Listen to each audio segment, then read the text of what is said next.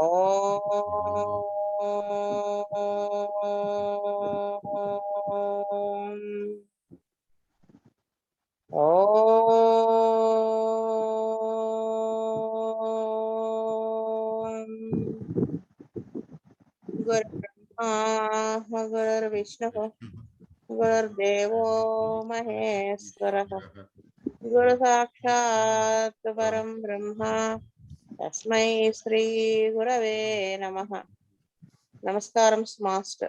నమస్కారం नमस्कारं मास्टर के. नमस्कारं मास्टर MN. नमस्कारं मास्टर VPS. नमस्कारं मास्टर CVV. నమస్కారం नमस्कारं मास्टर CVV.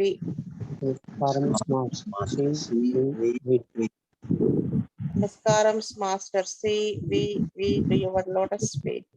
నమస్కారం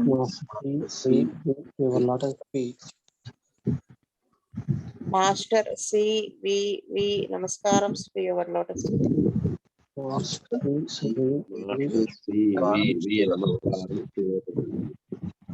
వాస్తవ మనం ఇవాళ వేరే డ్రగ్ మెడోర్నం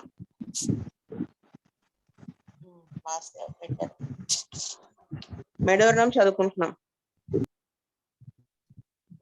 10th మెడోర్నం తీసారు. Children, one of many uses of this remedy is in the inherited complaints of children. పిల్లల్లో ఏంటంటే ఈ రెమెడీలో చాలా అనేక రకాలుగా యూజ్ అవుతుంది. ఎలాగా అంటే ఇన్హెరిటెడ్ కంప్లైంట్స్ అంటే 5 generations నుంచి ఇన్హెరిట్ చేయబడటం ద్వారా వచ్చినటువంటి కంప్లైంట్స్ లో పిల్లల్లో బాగా యూజ్ అవుతుంది అనమాట. The physician of long and active experience meets many obstinate cases in children. The infant soon emaciates and becomes marasmic, or a child becomes asthmatic or suffers with vicious catarrh of nose or eyelids, or has ringworm on the scalp or face, or is dwarfed, and after some waste of time it comes to mind that the father was treated for gonorrhea that was obstinate and perhaps had condylomata on the genitalia.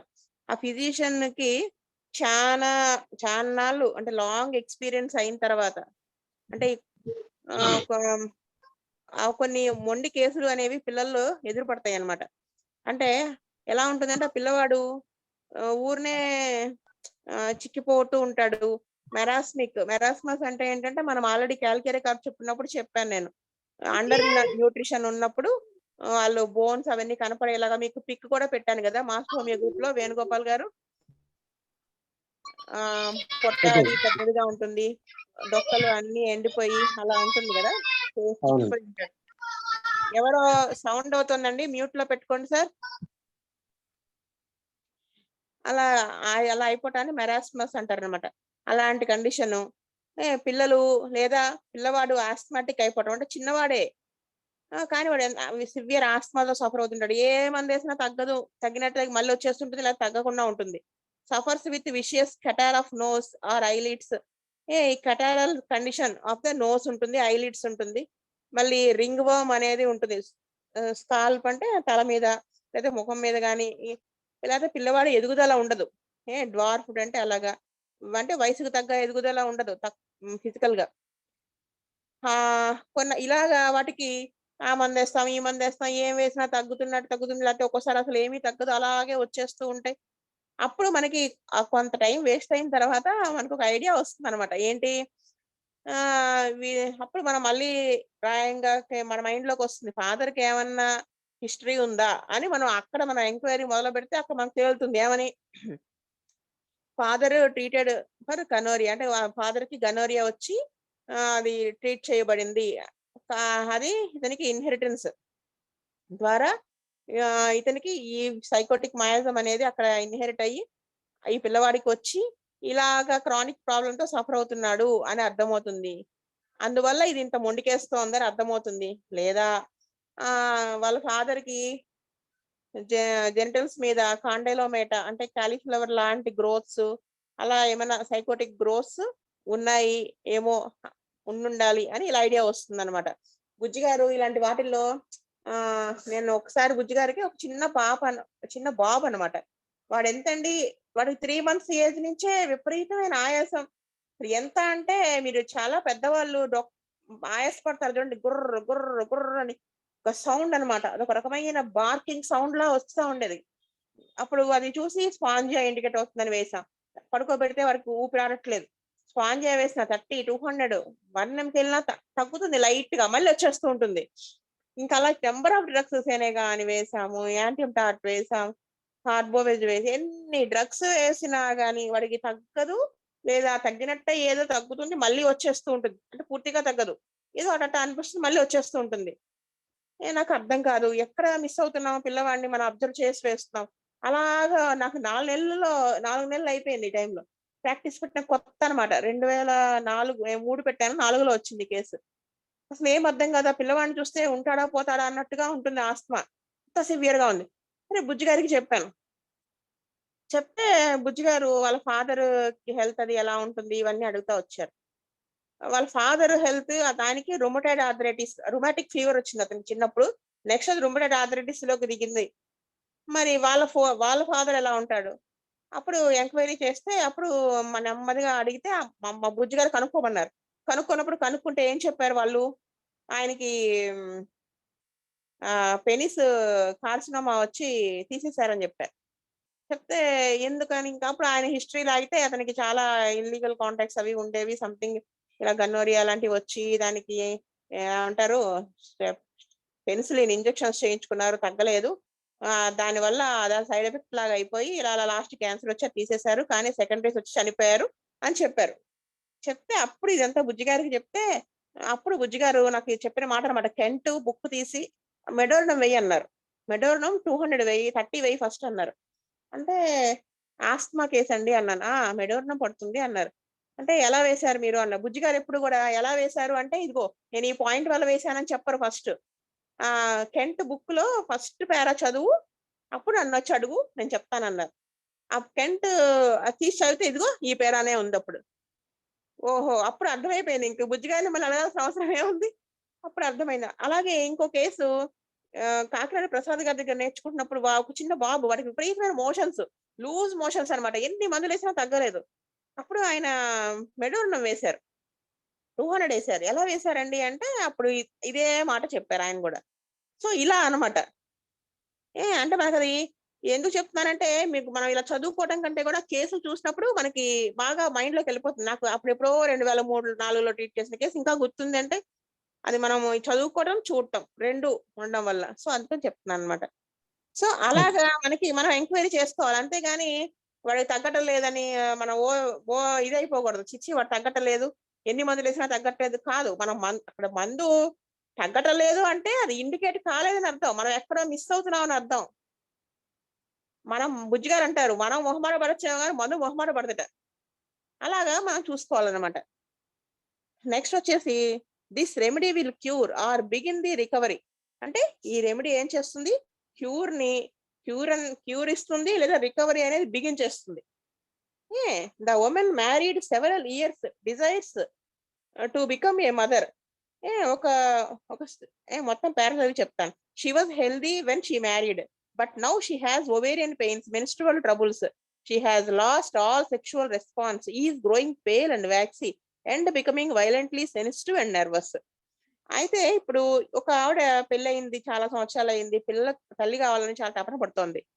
ఆ అమ్మాయి history అంతా మనం case sheet detailed గా రాయాలి. ఎందుకు రాయాలి అంటే ఇక్కడ ఈ పాయింట్ చూడండి. బిఫోర్ మ్యారేజ్ ఆ అమ్మాయి హెల్త్ చాలా బ్రహ్మాండంగా ఉంది, కానీ పెళ్లి అయిన తర్వాత ఇప్పుడు ఏముంది సిచ్యువేషన్, ఓవరీస్ లో పెయిన్, లేకపోతే మెన్సెస్ ప్రాబ్లమ్స్. అంతకుముందు రెగ్యులర్ గా వచ్చే మెన్సెస్ ఇర్రెగ్యులర్ గా రావటము, లేకపోతే బ్లీడింగ్ 4 రోజులు అయ్యేది ఇప్పుడు 1 రోజే అవటము, సంథింగ్ ఏదో మెన్స్ట్రువల్ ప్రాబ్లమ్స్, లేదా కడుపు నొప్పి స్టార్ట్ అవటం, ఇలా ఏదో ఉంటుంది. She has lost all sexual response. ఆ సెక్షువల్ దాంట్లో కూడా రెస్పాన్స్ అనేది పోవటము. ఆ ఉన్న కొద్దీ అమ్మాయి ఏమవుతుంది, పేల్ గా అయిపోతూ ఉంటుంది అనమాట. వీక్ గా అయిపోతూ ఉంటుంది, పేల్ గా అయిపోతూ ఉంటుంది, సెన్సిటివ్ గా అయిపోతూ ఉంటుంది, విపరీతంగా నెర్వస్ గా ఉంటుంది. ఇంతకు ముందు చాలా బ్రహ్మాండంగా ఉండేదానండి, యాక్టివ్ గా ఉండేదానండి. ఏంటో ఇప్పుడు ఇలా అయిపోతున్నాను. ఫుడ్ సరిగ్గా తీసుకోవట్లేదంటే తీసుకుంటున్నాను. ఎందుకు ఇలా అవుతున్నానో తెలీదు. అంటే మరి ఆహ్, అలాగా అలాంటి సిట్యుయేషన్ ఉంటుంది.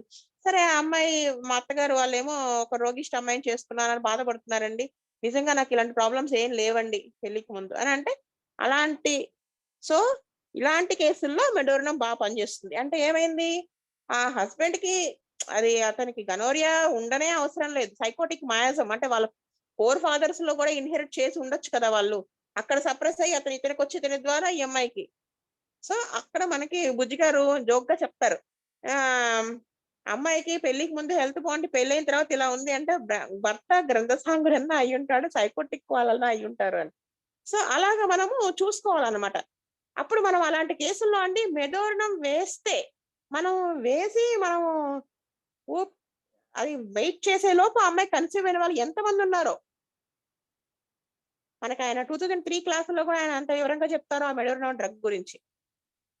ప్రెగ్నెన్సీ లేడీస్‌లో కూడా చెప్తారు. మెడోరినం ఎప్పుడు పడుతుందని. అంతలాగా పనిచేస్తుందన్నమాట. ఇలాంటి వాటిల్లో ఆహ్, అంటే పిల్లలు కొంతమందికి పిల్లలు పుట్టొచ్చు. పుట్టినా గాని వాళ్ళ హెల్త్ అనేది మ్యారేజ్ అయ్యాక డిస్టర్బ్ అవుతోంది అన్నా గూడా మనం ఆ కాన్సెప్ట్ మీద medorrhinum వేయొచ్చనమాట.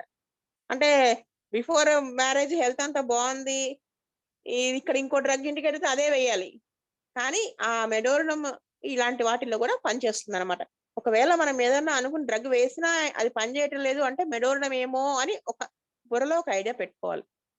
The husbands history gives the cause and this remedy will cure the pale waxy young men who crave stimulants and tobacco, who are sensitive to drafts, become stiff after exertion and walking, who perspire easily and are extremely sensitive to cold, who have never been well since having a gonorrhea cured by injections.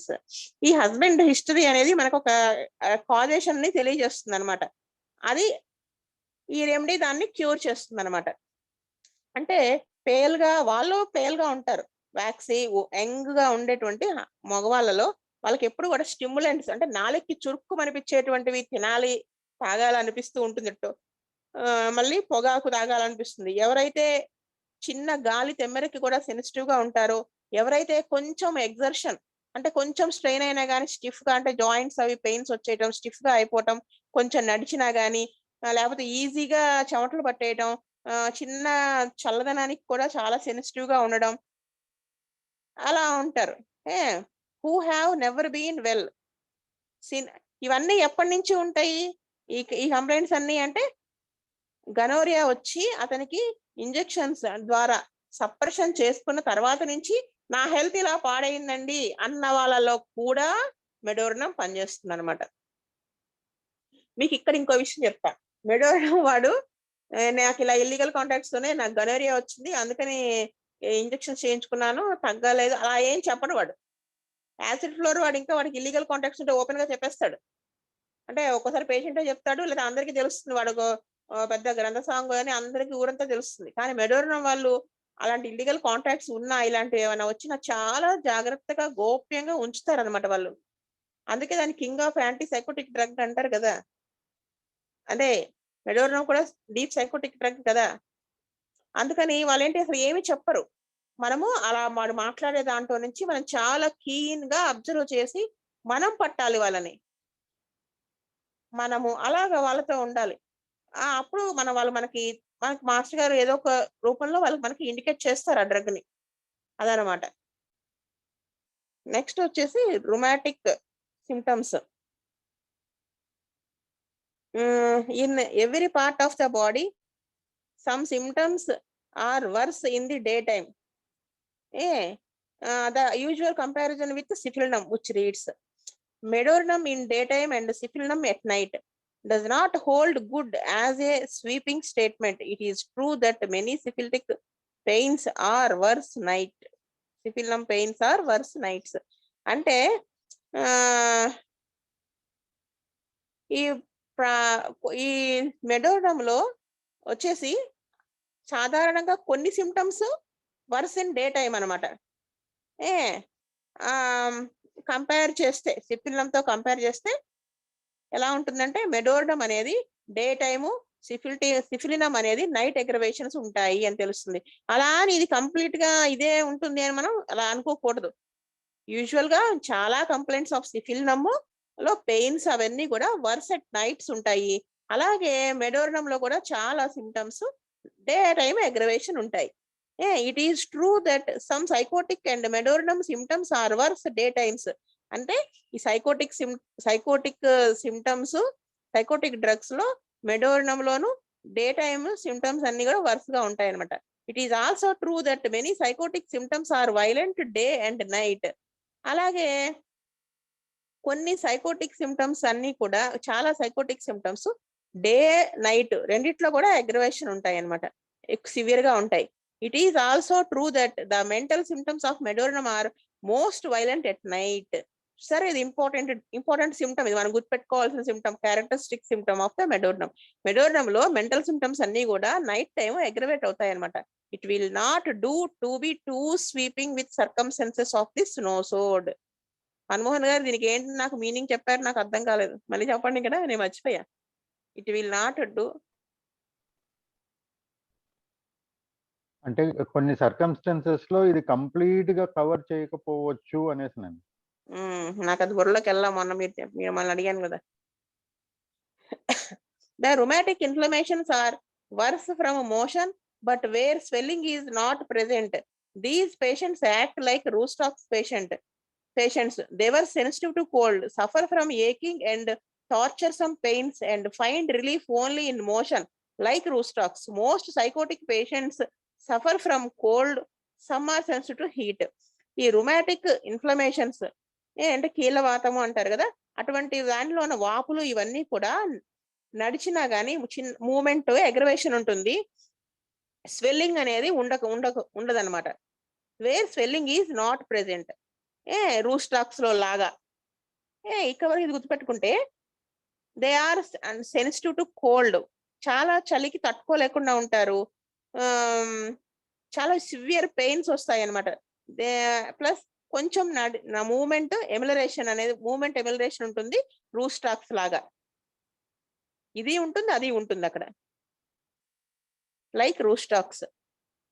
Most psychotic patients suffer from cold, some are sensitive to heat. చాలా మంది psychotic patients cold aggravation ఉంటుంది, కొంతమందికి heat sensitive గా ఉంటారనమాట. Sore bruised and lame as if he had taken a deep cold and was coming down with the fever. అంటే sore అంటే అక్కడ ఒక బ్రూయిష్డ్ ఫీలింగ్ అంటే చితక్ కొట్టేసిన తర్వాత ఉంటుంది చూడండి, సోర్గా ఉంటుంది కదా, నాకు తెలుగులో వర్డ్ గుర్తు రావట్లే, అలాగా వీక్ గా ఉంటుందన్నమాట. వీక్ గా ఉంటారు. ఎలా అంటే బాగా జలుబు చేసి ఇంకా అది నెమ్మదిగా ఫీవర్ లోకి దిగబోతోంది అన్నట్టుగా వస్తాయి అనమాట వీళ్ళ కంప్లైంట్స్. ద పెయిన్స్ కమ్ అంటే బాగా విపరీతమైన జలుబు చేసేసి ఫీవర్ వచ్చేలాగా అలాంటి సిచ్యువేషన్ ఉంటుందన్నమాట. ప్లస్ ఒళ్ళంతా నొప్పులు అనమాట, బ్రూయిష్డ్ ఫీలింగ్, సోర్గా, వీక్ గా అలా ఉంటుంది వాళ్ళకి. The pains come on with a feeling of general tension. ఈ పెయిన్స్ అన్ని కూడా ఎంత సోర్గా ఉంటాయంటే అవన్నీ కూడా ఒక టెన్షన్ ని క్రియేట్ చేస్తాయి, అంటే మైండ్ కాదు, ఫిజికల్ గా ఆ బ్రూయిష్డ్ ఆ పెయిన్స్ అలా ఉంటాయి అనమాట, సివియర్ గా ఉంటాయి. ఆబ్స్టినేట్ కేసెస్ ఆఫ్ రుమాటిజం, చాలా మొండి వ్యాధులు రుమాటిజం లో మొండి వ్యాధులుగా ఉంటాయి అనమాట, అంటే దేనికి లొంగకుండా అలాగా అలా క్రానిక్ గా ఏడిపించేస్తూ ఉంటాయి. Losing flesh, walks stooped, becoming clumsy, stumbles, looks as if he were going into quick consumption, intense nervous sensibility, respecting touch of garment or a lock of hair by anyone not en rapport. అంటే ఈ నెమ్మదిగా flesh అనేది పోవటం, అంటే ఏమంటారు దాన్ని, మాంసము అనేది ఉండదు, అంటే అలా చర్మం ఎముకలకు అంటుకున్నట్టుగా, ఎముకల గూడులాగా అనమాట, అలాగా. అంటే వాళ్ళకున్న ఇదంతా ఫ్యాట్ అంతా కరిగిపోయి నడిచేటప్పుడు కూడా వంగిపోయి అడుగులు తడబడుతూ అలాగా నడుస్తారనమాట. అలా అయిపోతారు వాళ్ళు. చూడటానికి ఇంకా నెమ్మదిగా వాళ్ళు డిటీరియరేట్ అయిపోతుంది కేసు ఫాస్ట్ గా అన్నట్టుగా అయిపోతారు. నెర్వస్ సెన్సిబిలిటీ అనేది చాలా ఎక్కువ ఉంటుంది. ఎలా అంటే ఎంత సెన్సిటిబిలిటీ అంటే ఏదైనా ఒక చిన్న ఇది తగిలినా గానీ, గుడ్డ తగిలినా గానీ, లేకపోతే జుట్టు చిక్కు పడితే అది కొంచెం తీయడానికి తీస్తున్న అంత చిన్న దానికి కూడా వాళ్ళు తట్టుకోలేనంత సెన్సిబిలిటీ ఉంటుందన్నమాట వాళ్ళకి. బాగా సఫర్ అవుతారు. ఆ చిన్న దానికి కూడా. Trembling and quivering, growing steadily weaker. అది వణకటం అనేది బాగా ఎక్కువగా ఉంటుంది. ట్రెంబ్లింగ్ ఉంటుంది. అంటే షివరింగ్ వచ్చేస్తూ ఉంటుంది. అది నెమ్మదిగా వాళ్ళని స్లోగా వీక్ చేసేస్తూ ఉంటుందన్నమాట. Intense formication all over the body. అంటే విపరీతమైన ఆ చీమలు కుట్టినట్టుగా ఉంటుంది చూడండి సెన్సేషన్, అది బాడీ అంతా ఉంటుంది. Starts from the slightest noise. చిన్న శబ్దంతో కూడా ఇది స్టార్ట్ అయిపోతుంది అనమాట. Feels faint and wants to be fanned. Wants open air, cold and pulseless with cold sweat. So వాళ్ళు కళ్ళు తిరిగిపోతున్నట్టుగా, ఫెయింట్ అయిపోతున్నట్టుగా, స్పృహ కోల్పోతున్నట్టుగా అనిపిస్తుంది. గాలి కావాలి అనిపిస్తుంది. ఓపెన్ ఎయిర్ ఒకటి కావాలనిపిస్తుంది.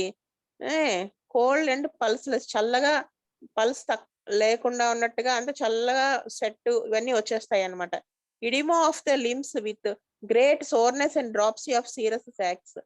ఈ కాళ్ళకి నీరు పట్టేస్తూ ఉంటుంది. అంటే నొక్కితే గుంట పడుతున్నట్టుగా ఉండి అక్కడంతా సోర్గా ఉంటుంది అనమాట. వాపులు వచ్చేస్తూ ఉంటాయి. నెక్స్ట్ వచ్చేసి externally sensitive to cold damp weather. వాళ్ళు చూడటానికి బయటికి ఎలా ఉంటుందంటే బయట ఉన్నటువంటి వాతావరణం అంటే cold damp weather, cold dry weather కాకుండా కోల్డ్ డ్యాంప్ వెదర్. అంటే ఇప్పుడు వర్షాకాలం తుఫాన్ ఏదో వస్తే వెదర్ ఏర్పడుతుంది చూడండి, అలాంటి వెదర్ కి వాళ్ళు చాలా సెన్సిటివ్ గా ఉంటారు. Subject to neuralgias, neuralgic pains అనేవి ఎక్కువగా ఉంటాయి. Stitching, tearing type of pains. The pains are ameliorated by heat. ఈ పెయిన్స్ అన్ని కూడా హీట్ కి ఎమిలరేషన్ ఉంటుంది. Drawing pains in back and limbs, అంటే లాగేస్తున్నట్టుగా పెయిన్ ఉంటుంది నడుము. లిమ్స్ అంటే ఏం చెప్పాను వేణుగోపాల్ గారు? లిమ్స్ అంటే ఏంటి? మోకాళ్ళు చేతులు ఉన్న పొడుగు బోన్స్ కాళ్ళు చేతులు రెండింటినీ కలిపి లిమ్స్ అంటారు. అవి లాగేస్తున్నట్టుగా పెయిన్ ఉంటుంది. The patient is extremely sensitive to pain. ఆ పేషెంట్ పెయిన్ తట్టుకోలేరు అనమాట, చాలా సెన్సిటివ్ గా ఉంటాడు పెయిన్ కి. The remedy should never be used లో. ఈ రెమెడీని మనం చాలా లోగా యూజ్ చేయకూడదు. లో పొటెన్సీలో అంటే 6 అలాగా యూజ్ చేయకూడదు అనమాట. నెక్స్ట్ ఎంత టైం ఉంది? 5:30కి 7 minutes. 7 minutes ఉంటే మైండ్ కొంచెం అవుతుంది. Forgetful of acts, figures and names of what he has red. అంటే మతి మరుపు అనేది ఉంటుంది. ఆ నేమ్స్ అవన్నీ కూడా అంతకుముందు చదివినవి ఏం చదివాడంతా మర్చిపోతాడు అనమాట. Makes mistakes in writing of spelling and words. రాయటంలోను స్పెల్లింగ్ వాటిల్లోను మిస్టేక్స్ చేస్తాడు. Time moves too slowly. Everybody moves too slowly. he is in constant hurry, in such a hurry that he gets out of breath. వాడు అంటే time చాలా స్లోగా అవుతున్నట్టు, ప్రతి వాళ్ళు స్లోగా అయిపోతున్నట్టు ఇలా వారికి అనిపిస్తూ ఉంటుంది. ఎప్పుడు కాన్స్టెంట్ గా ఒక హర్రీలో ఉంటాడు అనమాట. అంటే ఊపిరి తీసుకోవడానికి వీలైనంత హడావిడి పడిపోతూ ఉంటాడు. She is in such a hurry that she feels faint. అంటే ఆ కంగారులో ఫెయింట్ అయిపోతుందేమో, పడిపోతుందేమో అన్నంత కంగారు అనమాట. Confusion of mind, dazed, fear of sensation, loses the idea when speaking.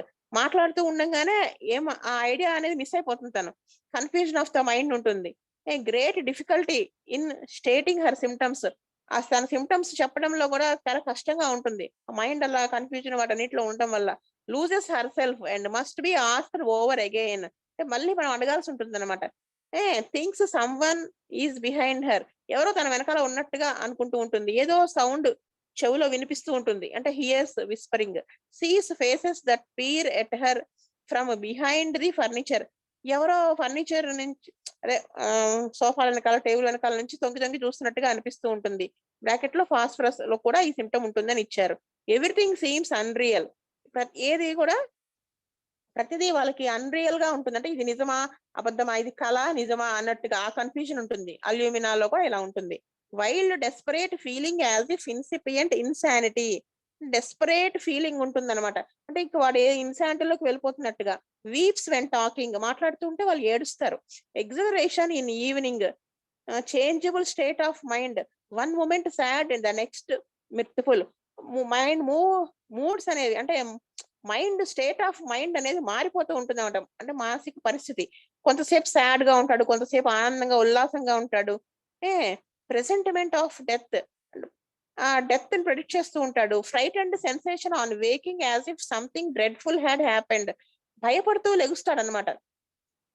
ఎలా అంటే ఏదో ఒక భయపడే ఇష్యూ జరిగింది అన్నట్టుగా అన్నట్టుగా లెగుస్తాడు అనమాట. భయపడుతూ లెగుస్తాడు.